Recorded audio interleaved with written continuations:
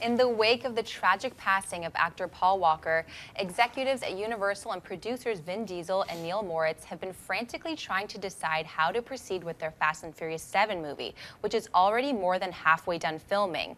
According to a report from The Wrap this morning, the studio and producers are now actually considering scrapping the film as it is and starting over with either Walker's character written out or getting a new actor to play the role of Brian.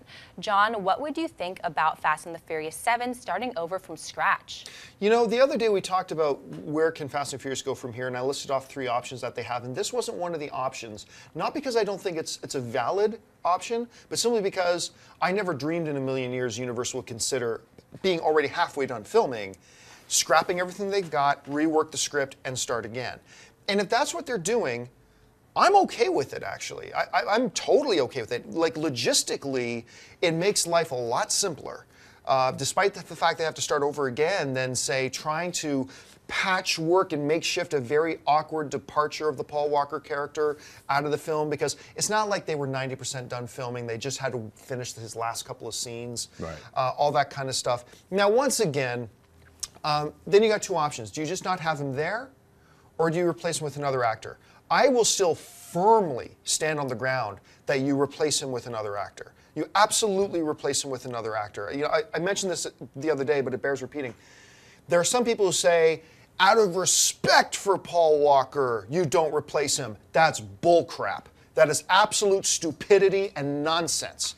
Because if you're a guy like Paul Walker who poured your heart, passion, mind, soul, strength, everything into that character and then that role, you honor him by making it the best Fast and Furious ever. If there was some guy who was an architect, right, and he had this dream of building this 80-story skyscraper, and when it was 60 stories tall, he passed away. Do you think he wants then everybody else to go, well, out of respect for him, we're just going to stop it at 60 stories? No, if you honor him, you take that building all the way to where it was supposed to go, on the shoulders of what he built. And I think with Paul Walker, look, Fast and the Furious, as important as The Rock has become, Fast and the Furious is about Dom and Brian.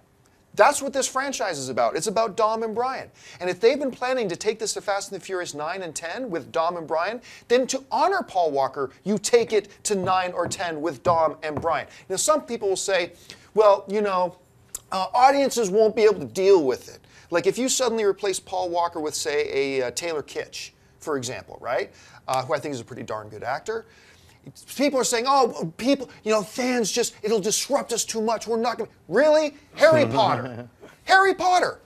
Sir Richard Harris is playing Dumbledore, a key, major, significant character in the Harry Potter franchise, and he sadly passes away in between films. Does Harry Potter and Warner Brothers then go back and write Dumbledore out of the future Harry Potter films? No, they recast him, and guess what happened? Did the Harry Potter fan base tremble and fall apart because we can't wrap our minds around this? There's another actor playing Dumbledore. No, a new actor came in, and it was just fine. It worked out totally fine. They switch James Bonds. They switch characters all the time. It's okay. And this whole idea that movie audiences are so mentally fragile that we can't handle the idea that another actor comes in. Like I said, it would be different if this was like a Crow situation, right? Where they were nearly done the film. They were they were almost at the finish line. That's different. Then I completely, you brought up that point, I think, the other day, and I completely agree with you 100% on that. But in a situation like this, honor Paul Walker by seeing Dom and Brian's story through to where they wanted to go, build on the shoulders of what he spent so much of his life establishing, get a new actor in there. Audiences are mentally strong enough to handle it. Don't worry. I think that's what you do. Now, if they want to go in another direction and say, the narrative of Fast and the Furious 6 makes sense if they want to say, if Universal wants to say that now that Brian is with his wife, Dom's sister, and they have a baby now, that they decide to move to another country and get out of that life, narrative-wise, that makes sense. And they have some options there to do that, and I'm totally cool if they do that as well, if that's what they choose. But I think if they decide to go with another actor to build on what Paul Walker spent so much of his professional career building, then I think that's the way you do it, and that's the way you go. But anyway, I've rambled on about this long enough. Aaron, how do you see this? I think it's interesting that Universal is willing to start from the beginning on a project like this. I mean, these movies are not cheap to make. So I actually really respect the idea that they're willing to go back and change the storyline or make some adjustments due to this terrible situation that happened. But I'm also really interested in what's going to happen, because when they announced the release date of this movie at CinemaCon, they basically said that this movie was very tied in to the 6th installment. So they really wanted to kind of get right on the heels of the other one, release it as soon as possible. So I'm a little bit worried about that. June or July it was supposed to come out. Yeah, so I mean a year later. So I'm a little bit concerned about that, and I wonder how they're going to address those storylines that they really wanted to wrap up in the 7th installment. So I'm kind of unsure about how they're going to address all this, but I respect the fact they're willing to start from scratch. Schnapp? Yeah, I mean, you know, whether or not they were halfway through shooting, we don't know how much of Paul Walker's parts were halfway through. I mean, he might have only shot in 3% of his role in Fast and the Furious. Yeah, and we just don't know. could have been key scenes where it's like, oh, wait. So, I mean, we don't know. So, I mean, there's also all the things that happen in post-production. It's called looping. I mean, you're shooting shots of all these actors. You have to get them back in the studio to actually re-record their dialogue so you as an audience member could hear it over the car noise and all the... I mean, that's just a normal thing that happens. With Heath Ledger, they had gotten all of his looping done. I mean, there's certain things like that when actors die in the middle of shooting a movie, or even after it's done shooting, there's all these aspects to it that the post-production has to handle. So, I mean, just thinking about it strictly from a filmic sense, yeah, it makes sense to reshoot what they shot. They're already in it for spending money. I mean, that's a given. They've been shooting for 3 months now. Something like that. I mean, it's probably maybe 20 million.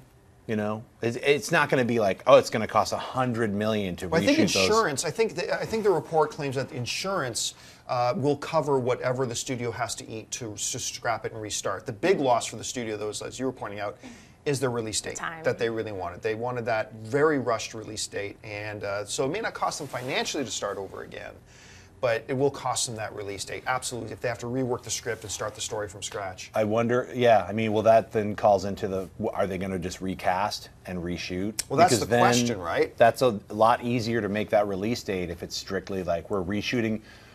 And this happens a lot in production. Say you shot a scene, and then something happened, you have to reshoot it. It's 4 times easier to reshoot something because you've already done all the work. Yeah. You've already put everything together to make that scene happen. Now you're just redoing it. You just gotta go back. Same thing with editing. You know, say, hey, you've got to re-edit something. There's redoing something. If you lose an edit, sometimes your computer will crash. You have to re-put something together.